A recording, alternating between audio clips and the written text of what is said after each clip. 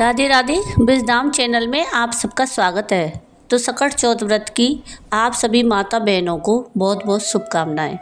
तो आज हम सुनेंगे सकट चौथ व्रत की कथा, जिसमें हम सुनेंगे सबसे पहले गणेश जी की व्रत कथा, फिर सुनेंगे चौथ माता की व्रत कथा। अगर आपको ये दोनों कथा पसंद आए तो प्लीज़ इनको लाइक शेयर ज़रूर कीजिएगा और प्लीज़ मेरे चैनल को सब्सक्राइब कीजिएगा और कमेंट में राधे राधे ज़रूर लिखिएगा। तो गणेश जी की कथा इस प्रकार है। एक बुढ़िया माई थी, रोज़ मिट्टी के गणेश जी की पूजा करती, लेकिन वो रोज़ गणेश जी की प्रतिमा बनाए और रोज़ गल जाए। उसके घर के सामने एक बार किसी सेठ जी का मकान बन रहा था।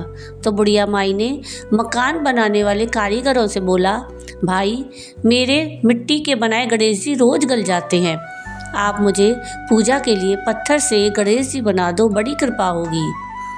तो मकान बनाने वाला कारीगर बोला, माई जितनी देर में हम तुम्हारे लिए गणेश जी बनाएंगे उतनी देर में तो हम दीवार पूरी कर देंगे। बुढ़िया ये सुनकर दुखी मन से घर वापस आ गई। अब दीवार पूरी करते करते शाम हो गई, लेकिन दीवार पूरी ना हो सकी। कारीगर जितनी बार दीवार बनाए उतनी बार वो दीवार टेढ़ी हो जाए। शाम को सेठ जी आए तो उन्होंने कहा, आज कुछ काम नहीं किया। तब मकान बनाने वाला एक कारीगर सेठ जी के पास गया और उसने बुढ़िया वाली बात बताई। तब सेठ जी बुढ़िया माई के घर गए और उससे कहा कि माई तुम हमारी दीवार सीधी कर दो, हम तुम्हें एक सोने के गणेश जी बनवा कर देंगे। गणेश जी ने ये सुनते ही सेठ जी की दीवार सीधी कर दी। सेठ जी ने बुढ़िया को सोने के गणेश जी बनवा कर दिए। हे विनायक जी महाराज, जैसे आपने सेठ जी की दीवार सीधी की वैसे ही हमारे भी सभी कार्य सीधे करना। जय गणेश जी महाराज की। तो आइए अब हम सुनते हैं सकट चौथ की व्रत कथा, जो एक साहूकार और साहूकारनी की है। एक साहूकार और एक साहूकारनी थे। वे धर्म पुण्य को नहीं मानते थे, इसके कारण उनके कोई बच्चा नहीं था।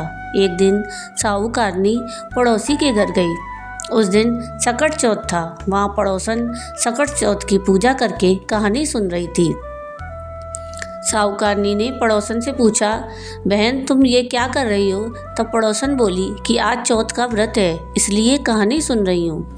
तब साहूकारनी बोली, चौथ का व्रत करने से क्या होता है?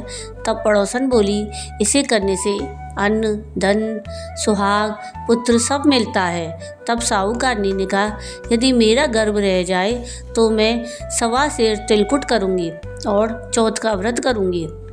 गणेश भगवान की कृपा से साहूकारनी के गर्भ रह गया तो वह बोली कि मेरे लड़का हो जाए तो मैं 2.5 सेर तिलकुट करूँगी। कुछ दिन बाद उसके लड़का हो गया तो वह बोली कि हे चौथ भगवान, मेरे बेटे का विवाह हो जाए तो 5.25 सेर का तिलकुट करूँगी। कुछ वर्षों बाद उसके बेटे का विवाह तय हो गया और उसका बेटा विवाह करने चला गया, लेकिन उस साहूकारनी ने तिलकुट नहीं किया।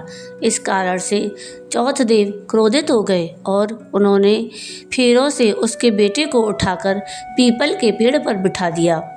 सभी वर को खोजने लगे पर वो नहीं मिला। हताश होकर सारे लोग अपने अपने घर को लौट गए।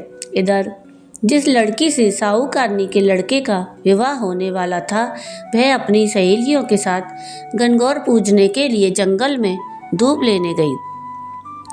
तभी रास्ते में पीपल के पेड़ से आवाज़ आई, ओ मेरी अर्धब्याही। यह बात सुनकर जब लड़की घर आई, उसके बाद वह धीरे धीरे सूख कर कांटा होने लगी। एक दिन लड़की की माँ ने पूछा कि मैं तुम्हें अच्छा खिलाती हूँ, अच्छा पहनाती हूँ, फिर भी तू सूखती जा रही है, ऐसा क्यों? तब लड़की अपनी माँ से बोली कि वह जब भी धूप लेने जंगल जाती है तो वह पीपल के पेड़ से एक आदमी बोलता है कि ओ मेरी अर्धब्याही। उसने मेहंदी लगा रखी है और सेहरा भी बांध रखा है।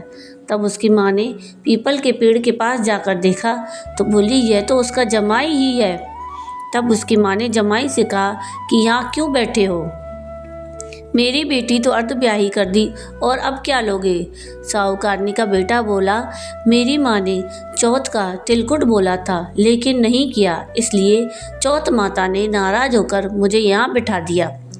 यह सुनकर उस लड़की की माँ साहूकारनी के घर गई और उससे पूछा कि तुमने सकट चौथ का कुछ बोला है क्या। तब साहूकारनी बोली, तिलकुट बोला था। उसके बाद साहूकारनी बोली, मेरा बेटा घर आ जाए तो 2.5 मन का तिलकुट करूँगी। इससे गणेश भगवान प्रसन्न हो गए और उसके बेटे को फेरों में लाकर बिठा दिया। बेटे का विवाह बड़ी धूमधाम से हो गया।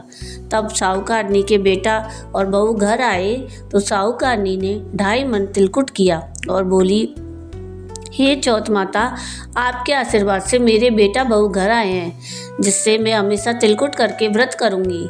इसके बाद सारे नगरवासियों ने तिलकुट के साथ सकट व्रत करना प्रारंभ कर दिया। हे सकट चौथ, जिस तरह साहूकारनी को बेटे बहू से मिलाया, वैसे ही हम सबको मिलवाना। इस कथा को कहने सुनने वालों का भला करना। बोलो सकट चौथ की जय, गणेश भगवान की जय। तो ये थी सकट चौथ व्रत की पूरी कथा। आपको ये कथा कैसी लगी मुझे कमेंट करके ज़रूर बताइएगा। और अगर आपको ये कथा पसंद आई हो तो प्लीज़ इसको लाइक कीजिएगा, शेयर कीजिएगा और मेरे चैनल को सब्सक्राइब कीजिएगा। और अगर कुछ कमी रह गई हो तो मुझे कमेंट करके ज़रूर बताइएगा और कमेंट में राधे राधे ज़रूर लिखिएगा। वीडियो पूरा देखने के लिए थैंक यू। राधे राधे।